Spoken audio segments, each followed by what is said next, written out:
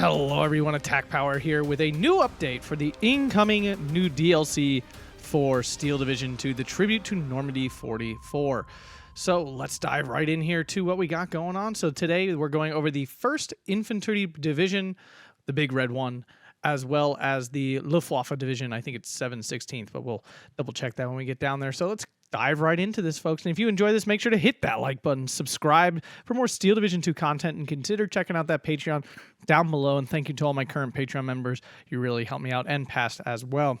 So here we go. Let's welcome the 1st Infantry Division. I know this is a very popular, 16th, sorry, not 7/16th, 16th Luftwaffe Division.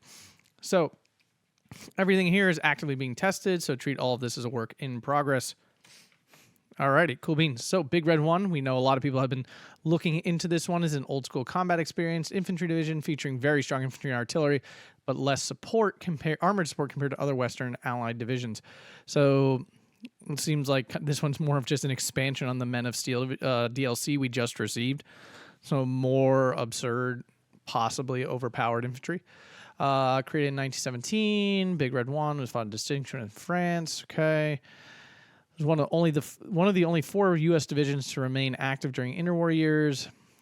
As one of the best prepared, Big Red 1, was I don't know why that just reads funny. Was the first to fight and sent to North Africa where landed. Okay, Operation Torch, neat. Division saw further stuff in Tunisia, Battle of Kasserine Pass, campaign in Sicily, and assaulted on D-Day. Was famously on Omaha Beach when they landed. After suffering serious casualties, it kept fighting on Normandy. Later, pursued the retreating Germans as they broke through in Battle of Bulge, continued and so on. Okay, cool.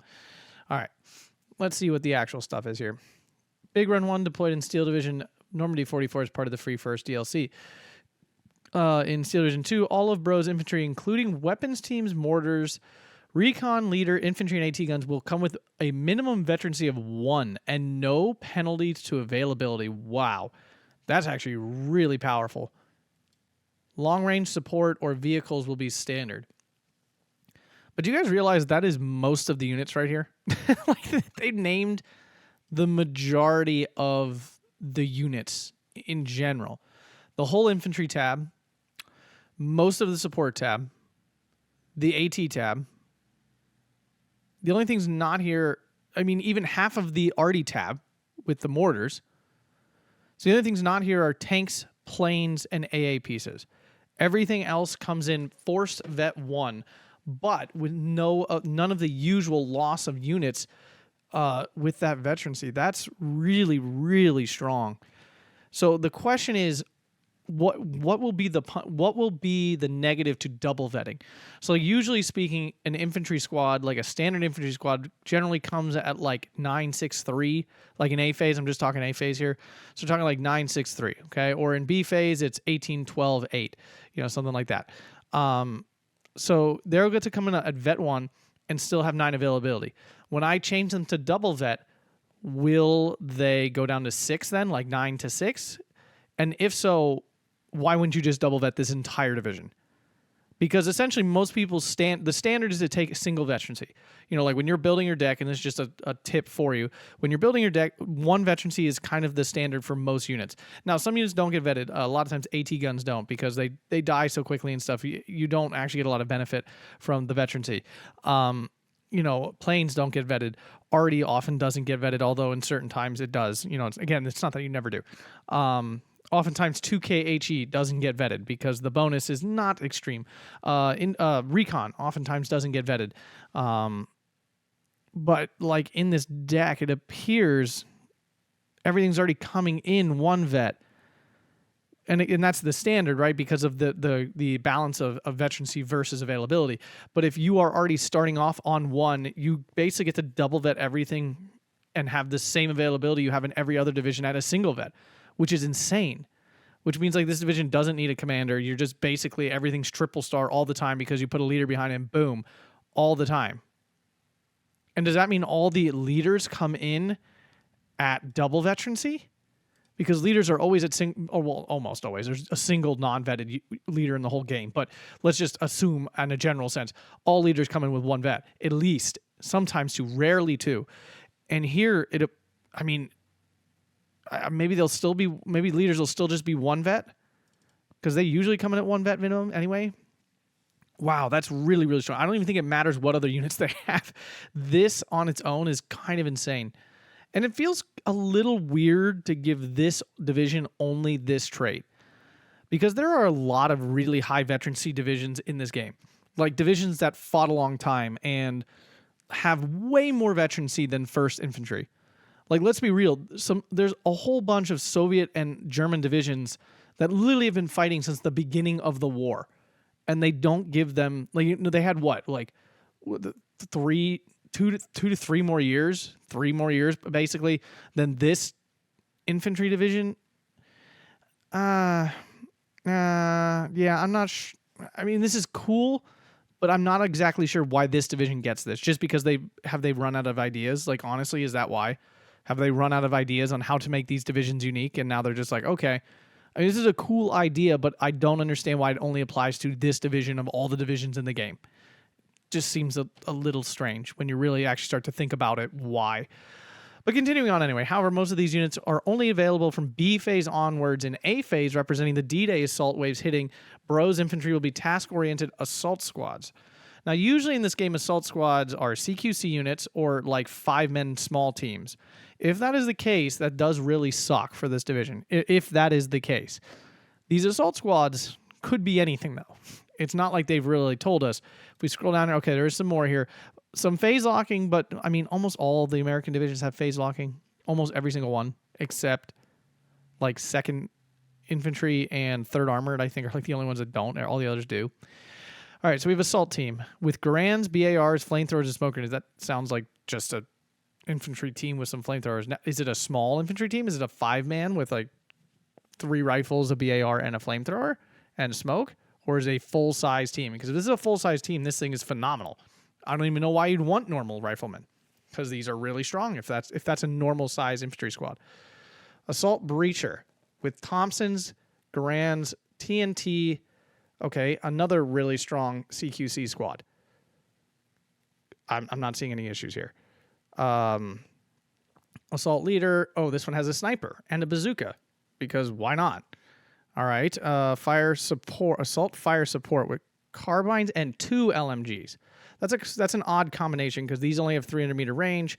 The LMGs, of course, are LMGs, so they have 750. It's a little bit of an odd combo there. Assault buster with carbines and the rocket gun. Okay, so it's back to this HE bazooka thing that we've seen with the Gumieres in Group Dodi. But again, well, no, this one makes more sense, because the rocket gun only has 250-meter range. So the carbines at 300 makes sense with this. I mean, this seems really good. I don't see how this is a negative. Like, oh, crap, these are the only units I get to use. Unless these are all 5-men teams, then that would suck. Like, that would blow pretty hard. But if these are normal size infantry squads, obviously the leader probably is not. But this is still really strong. These heavy squads, that doesn't imply to me that they're small squads, will only be available in A phase, replace regular infantry after.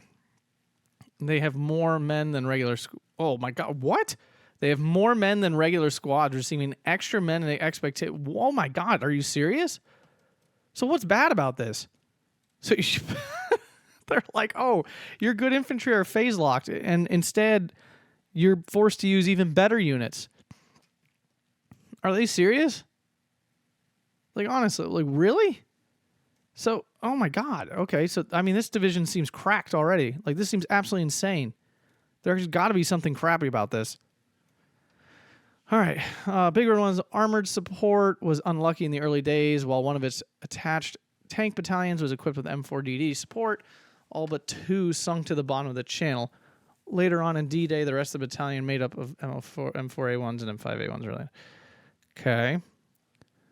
This is why the division's tank tab is somewhat uneven, with only an average amount of slots, and all the tank types mentioned above only available from combat A. So your tanks all come in A. The M4A1 vanilla will be unavailable in B before reporting for duty again in C. Okay, so it's not just A phase. Just a variety of them will only be in A phase, and then in C phase you can get more Shermans. This represents the refurbishment. The M4DD will only be available in A, and M5A1 is A and B. Okay, so there's really not that much of a lack of armor at all. They made it seem like there wouldn't be much armor, but it sounds like you can have Shermans in every phase anyway. Like you just go M4DD in A, M5A1 in B, and normal M4s in C, and boom, you have 20 or 25 tanks. Support category includes the M4105, so you have a 2K unit. Jesus. And the M7DD, which is also a 2K unit, as well as the usual complement of 50 cal cheese and supply trucks and commanders, and oh my god, what? Bro has generic 57mm 76 weight. So like the M5 gun? What? What? No tank destroyers. Oh no. How will it ever survive? What? Which leads to, you still get tank destroyers. They're just in B only. Good Lord, which is honestly probably half the time when you'd bring them anyway because of the availability curves. You get the American M10s and you get M5 and you get, oh my God, this division seems insane. Recon is pretty standard. Oh, well, goodness gracious. They still get M8s. So you still get the 90-kilometer-an-hour cheese rush at the beginning. I'm not seeing the problem now. Let's go triple AAA now. Anti-air units are special. They consider them light as only amount to M16 and Bofors. That's not bad at all. I mean, the M16s aren't good, but the Bofors are Bofors. Bofors are great. However, the latter units were towed to shore by even more M16s. This means that they brought their own cards as towed transport combos, which means they're more expensive. I mean, that's a little bit challenging in terms of calling in, because like what? It'll probably be like 150 points or 160 points for an A8 piece, like a Bofors, but it comes in with 2 units, and not that the M16 is good, but they did get a buff recently, so they're like not the absolute most useless things anymore. I mean, that's really efficient slot value-wise. Like it says right there, doubles the division slot value. So, I mean, they recognize that too. I mean, that doesn't seem bad, though. I think that's fine. Artillery division's second strong point. I'm sorry. What about the other? What about the support tab isn't strong? I'm a little confused. Excuse me. They have plenty of deadly, aside from the usual 81 mil, 107 mil mortars, which will be radio because they're American, and 105 howitzers, which are also radio. Latter brought on the shores by Duke W, doubling its supply trucks. Oh my goodness gracious! Additional support comes the entire battalion of attached priests. Okay. Besides, only in combat phase A, the USS Texas. Oh, God. Big 365 naval guns. This is probably why, Eugen? Why can't you just stop doing this? Please just stop. I beg you. I beg you with all my heart. Please stop putting more off-map into this game. It's not necessary. It's just not. People don't like it.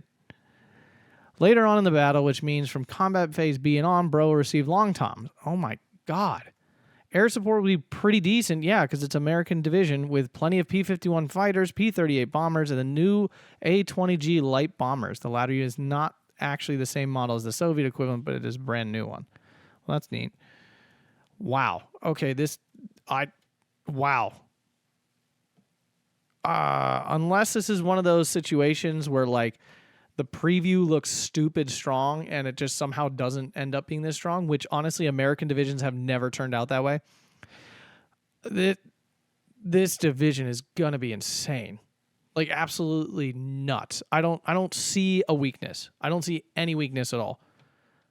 I mean, it only has Shermans, which can be underwhelming, but if you have M5 guns anyway, wow, this division seems nuts. Like nutso potatoes. Continuing on, though, 16th Luftwaffe Feld Division. Luftwaffe Feld Divisions tracked origins back to 1941-42. These were formations of Luftwaffe of excess military ground personnel to counter constant Soviet attacks. They basically grouped them up into divisions. Although inexperienced in ground combat and lacking equipment, the Luftwaffe regiments distinguished themselves well. In the Eastern Front, the fate would not befall the subsequent Luftwaffe divisions raised in 1942, including the 16th. Each Luftwaffe division was much smaller than its army counterpart, almost half their size. Their artillery guns were often second rate, and their anti-tank were ones mostly restricted to small caliber. This sounds awful. However, they could deploy a large number of Flak 88s. Okay. Flak 88s are good, but certainly not like amazing pieces of equipment in Steel Division 2. After a disastrous Eastern Front, all remaining Luftwaffe divisions passed to air control were reorganized along Infantry Division lines. Okay. After forming, the 16th Fell Division was sent to the Netherlands for training and coastal defense duties. In 1943, the Army took over before it was moved to the piecemeal to Normandy and thrown in combat around Caen and next to the 21st Panzer. A large part of the division was first destroyed during artillery and aerial bombardment before Operation Goodwood wiped out the remaining units. With most of its officers gone, its back broken, the scant remnants were absorbed into the 21st. So this division didn't even stick around. Womp womp. By 1944, the Luftwaffe Fell Division had passed under Army Command, which organized them by their own standards. 16th Luftwaffe remained noticeably weaker than a regular Wehrmacht infantry division when it first arrived in Normandy. An overview of divisional state of affairs. All right. The entire artillery regiment was equipped with captured Soviet guns. That means F-22s and M31-22s, gun howitzers instead of the more powerful German-made 105s and 150s. I mean, the 122s are pretty good. The F-22s are kind of garbage, but I mean, they all have their place, but they're not anything to get excited about at all. Some of its anti-tank guns were old medium PaK-38s with only part of the PaK-40s. Okay, I mean, PaK-38s are wonderful. PaK-40s are great too. So as long as they have enough of those to go around, it's okay. A complete lack of IG-18 or IG-33 support guns. That's not good.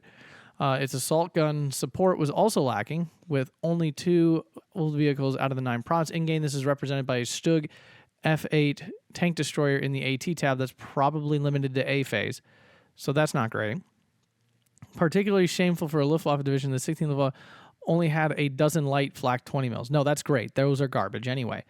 As a cherry on the cake, the average soldier's morale was low. Okay. Yeah, pretty gloomy, right? Yeah, that's hilarious, Eugen. This sounds like a total bag of butt. Division beefed up. We will beef up the 16th Luftwaffe with some locally sourced detachments. You might remember the mentioned Königstiger. Oh, thank God. That'll fix this division. It's a division total garbage. So let's give it a King Tiger so that it's only good in 10v10. They belong like to the uploading 503. How do they keep getting this regiment into everything? Like, I swear to God, this has come up in like 15 different divisions. This singular like battalion of King Tigers has fallen. And I know, I'm sure they're right. I'm sure it's true. It's just like I feel like we've seen this many times. That's why the tank category of the division will be cramped, but feature Tiger E's and Königstiger and Stug G's. Stug 3Gs and A and okay, so at least they have some freaking medium tanks. That's definitely a plus. The Tiger E's are a lot more useful than the Königstigers. Had access to a prize booty. I don't know why they worded it that way. Which is used its former British owners. A single Sherman Firefly. Too few to be worthy of a tank tab card. They put them in the recon elements. No, just kidding. They put in the AT elements. So Panzerjäger Firefly. Okay, I mean, if you have enough AT tab slots, that's cool. If it's one of those things where you have like 4 AT slots that are desperately needed for your AT guns, then that's really obnoxious. Some other Boyton units you'll find in combat phase OV, you get 17 pounders. Okay, I mean, cool, I guess. That's not bad. Especially if you don't really pack 40s. It's not amazing, but it's not bad, I guess. 3 were captured and 1 reused, but they would be pointless with 21st Panzer, hence their new owners being the 16th Luftwaffe. A few Panzerjäger Brens. These are Bren carriers captured at Dunkirk. To have them carry, also captured Belgian 47mm AT guns. These might be useful. If these are just like Beretta guns, like the fast-firing Italian ones, then that's great. They're very useful. While it's difficult to pinpoint the formation these units belong to, these vehicles clearly fought their last battle in Normandy. I mean, the actual units are not useful, but I mean, every unit's useful in its own way, but not actually, like, it doesn't move the needle on this division. Like, this division's still absolute garbage so far. Another important attachment was the Flak Corps. These plentiful guns ranging from... Okay, so they just said they didn't have 20 mils, and now they're saying you have 1 billion 20 mils. 288 would be the division's anti-tank shield against British armor. This means in-game, the AA tab is significant and expansive. You get Flak 36s, which is not great. Later on, Flak 43s. Okay, that's definitely a plus. Okay, so along with triple drill... These are terrible. The drilling things are bad. Flak 43 is phenomenal. Flak 3788. This currently in-game unit will be renamed. Some batteries of true Flak 4188s will be introduced in the division. The later variant had a gun that was lower profile, better rate of fire, and anti-tank. Well, obviously, yeah, that's better. And finally, get a Flak Wheeling. Okay, that's cool. This thing is phenomenal. It's probably the strongest AA unit in the game in terms of pure killing power. Okay, so it's got a bunch of AA. Recon infantry support already in air. Okay. Recon forces were pretty minimalistic with Aufklärer and Fusiliers. Side note, the recon soldiers are the only ones without the disheartened trait and are better equipped with the division's few MG42s. Wow. So every other infantry unit in this division is disheartened? Are you serious? Oh, the infantry is a mixed bunch. Plentiful as expected, but all of them feature the disheartened trait. Wow. The latter unit will receive the discipline trait. So the leader units are going to get the discipline trait. All right. That's cool, I guess. Being Luftwaffe officers and whatnot. More indoctrinated and quick to draw a pistol in order to force order. 16th Luftwaffe's strong point is not its infantry with poor morale, outdated equipment, and veterancy locked. Wow.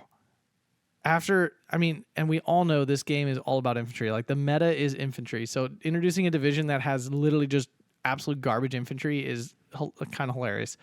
The support category includes various MG models, all disheartened, German and foreign, as well as Flak Panzer Bren, a 20mm flak gun mounted on a captured Bren carrier. I mean, that's fun looking. I don't think in-game it's that useful, but if it's got armor, it definitely could shred infantry because you get the Bren's terrible, but you do get a 20mm that drives around. A handful of SEKs 135-1s for heavy direct fire support. Wait, 150mm on the. Oh, interesting. So you do get some 2K direct fire, I think. You'll also be able to find a large 13-man Luftwaffe Felgendarmerie squads, both disciplined and fanatical. Okay, that's neat. Hopefully they have like half decent unit like weapons and they're not just a bunch of rifles. The Arty tab likewise is nothing to write home about, but rather average. Lighter are just Soviet guns, double as makeshift anti-tank guns. They're supported by a handful of Nebelwerfers. Okay.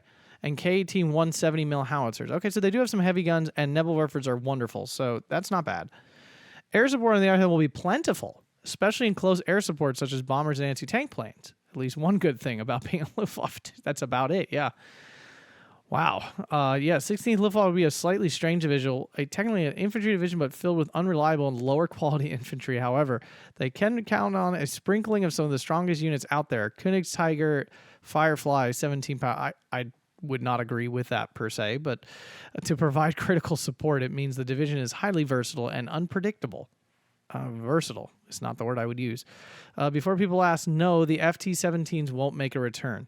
Much like the Recon UE-630s, these vehicles were rear area airfield security units added in Steel Division 44 because they were also Luftwaffe in Steel Division 2. In Steel Division 2, though, these are hopelessly obsolete units that have nothing to do near the front lines, nor did they come in sufficient numbers to justify a unit card. Okay. Neat. And this is just a rehash of what they're putting in here. Unless they really do some wacky disheartened infantry, like really, really strong disheartened infantry, and there are very good disheartened infantry squads in the game. Unless it's just piles of those, this division looks kind of awful. It does have some tanks. It's got some Stug 3s, which is fine. The King Tigers are absolutely irrelevant. Tigers are good. If your AT tab is giant, it sounds like you have a lot of options there, which is cool. Your AA tab seems strong. This division is probably okay. I'll be honest. It's probably all right. It's probably a painful experience whenever you come up against any division with good infantry. And unfortunately, these days, that's like 50 of the 100 divisions in this game have phenomenal infantry. So I feel like most of the time your infantry are getting absolutely slaughtered, which makes it hard to win when your infantry gets slaughtered. And it doesn't sound like you have any light armor, like no recon cars, no like Panzer IIs and things like that. Of these two divisions, Big Red 1 sounds disgustingly good, while 16 sounds probably underwhelming and will probably end up down in like a C tier division that just is kind of there. And again, they always surprise us with this sort of thing. We make predictions, and a lot of times they're wrong. But I mean, I don't see a weakness in first. I really don't. It seems absolutely gross in terms of its power. Should be a really fun division to play and a really miserable division to have to play against. Probably similar to First Airborne, where it's just like, why is this happening to me? But if you guys enjoyed that, make sure to hit that like button, subscribe, and consider supporting over on Patreon. Thanks a bunch, and have a fantastic day.